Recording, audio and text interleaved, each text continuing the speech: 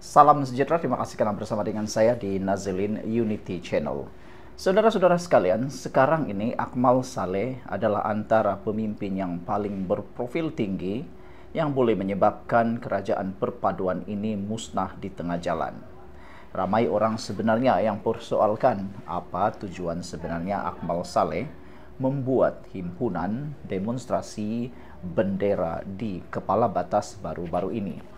Selain daripada itu, tindakan Akmal Saleh juga kadang-kadang dilihat seperti menjadi juru cakap Perikatan Nasional pula.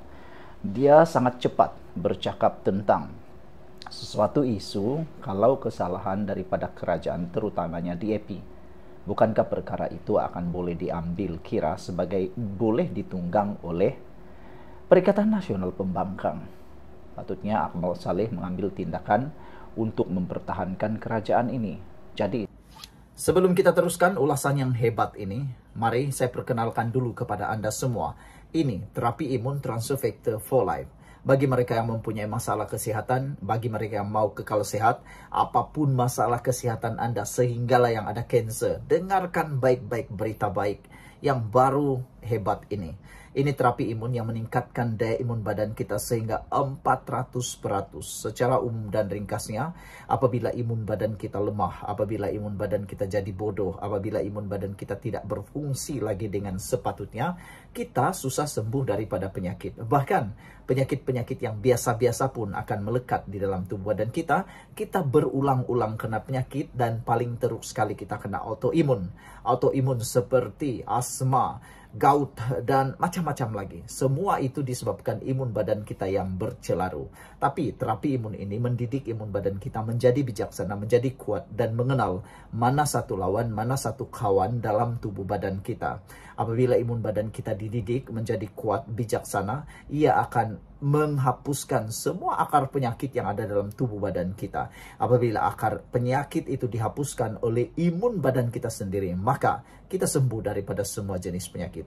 Terapi imun ini tidak menyembuhkan penyakit, tetapi mengajar, mendidik, menguatkan imun badan kita sehingga 400%. Lalu dengan kekuatan imun badan itulah kita sembuh daripada semua jenis penyakit. Dapatkan produk ini melalui nomor telepon saya yang tertera ini. Dan ingat, ini ialah produk yang ajaib, penemuan paling bersejarah dalam dunia kedokteran, dan penemuan para dokter dan saintis yang sangat hebat di abad ini.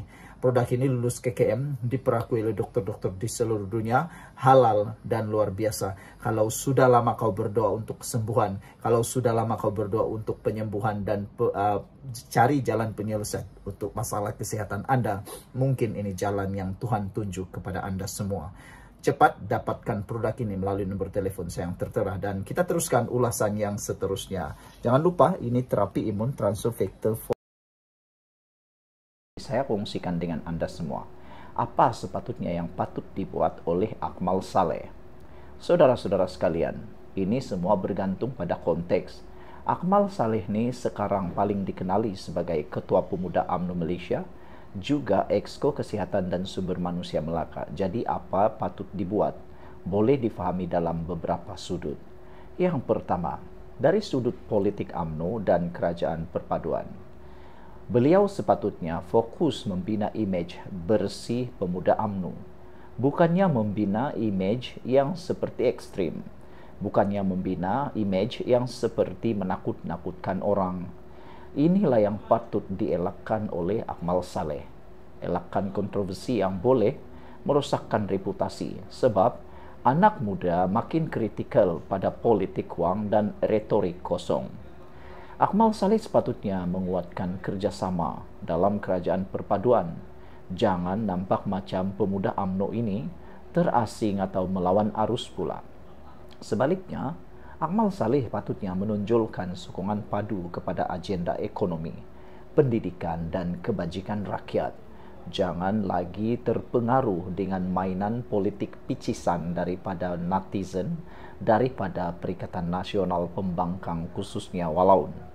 Sepatutnya Akmal Saleh patut jadi suara muda dalam kerajaan, bawa isu perumahan, kos sara hidup, peluang pekerjaan dan digitalisasi untuk anak muda, bukan main retorik bangsa agama.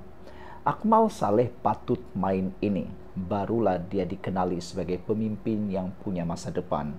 Bukannya menunggang isu yang paling populer semata-mata, hanya mahu dilihat hebat. Hebat apanya kalau hanya menghancurkan kerajaan?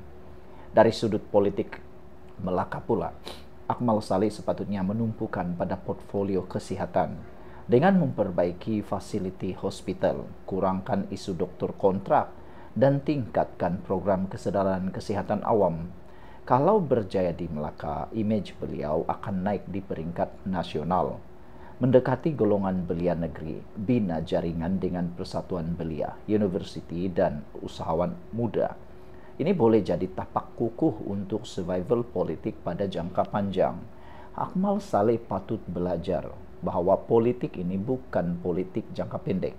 Ini politik jangka panjang yang perlu Akmal Saleh pelajari. Jangan main-main dengan sentimen yang tiada guna langsung. Akmal Saleh juga perlu melakukan ini dari segi sudut politik pribadi politik. Jangan terperangkap dalam politik viral. Kontroversi yang hanya bagi populariti sekejap sebenarnya boleh makan diri kemudian. Hal ini kerana sekarang semua ada di hujung jari. Kau silap post hari ini, besok akan makan diri. Kau cakap hari ini, boleh makan diri. Buktinya sudah ada. Isu bendera terbalik. Akmal Saleh lupa bahawa dia juga boleh melakukan kesilapan. Akhirnya, pemuda UMNO Terengganu turut melakukan kesilapan. Apa yang dia bising selama ini, akhirnya kena balik kepada Akmal Saleh. Inilah yang Akmal Saleh sebenarnya perlu belajar. Selain daripada itu, pilih jalan politik matang. Kalau betul mahu jadi pemimpin nasional, Akmal Saleh perlu tonjolkan kemampuan dasar, bukan sekadar jadi pemuda lantang. Selain itu, Akmal Saleh perlu perkukuh hubungan dengan akar umbi. Pastikan pemuda UMNO di setiap bahagian aktif dengan program yang realistik, bukan sekadar mesyuarat atau perhimpunan semata-mata. Akmal Saleh, please lah, kamu sebagai pemimpin pemuda UMNO yang ada di dalam kerajaan ini, sepatutnya kamu sedar.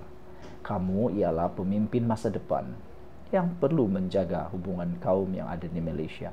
Tidak kiralah kamu bersama dengan DAP atau bersama dengan kerajaan nanti lainnya, semua ini tidak boleh dimainkan.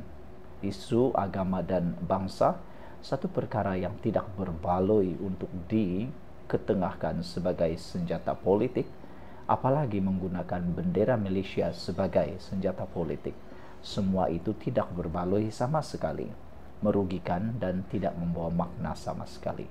Akmal Saleh, please, fikirkanlah sebaik-baiknya bahawa kamu ialah pemimpin yang sedang mewakili UMNO.